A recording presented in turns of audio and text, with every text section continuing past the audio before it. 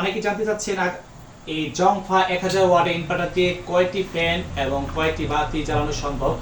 তো আজকে আমি বিস্তারিত আপনাদের দেখাবো। দেখতে পাচ্ছেন দুটি সিলিং ফ্যান 56 ইঞ্চি এবং আপনাদের দেখাবো এটা সর্বোচ্চ কতটুকু লোড নিতে পারে।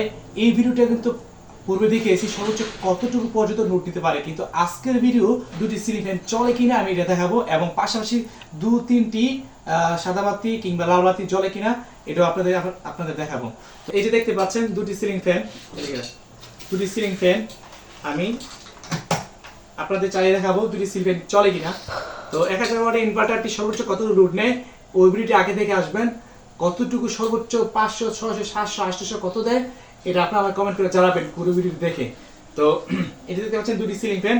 আমি এখন এটি সুইচটি ক্লিক করতেছি, দেখবেন এই যে সুইচটি ক্লিক করে দিলাম, এই যে একটি বাতি জ্বললো। তো এখন আমি এই যে মাল্টিপ্লায়ারটি অন করব। এই যে দেখতে পাচ্ছেন দুটি সিলিং ফ্যান অনায়াসে চলতেছে। তো পাশাপাশি আরো 2-4টি বাতি জ্বলবে কিনা তার ভিডিও আপনাদের দেখাবো। এই দেখতে পাচ্ছেন আমি এখন সুইচটি অন করব।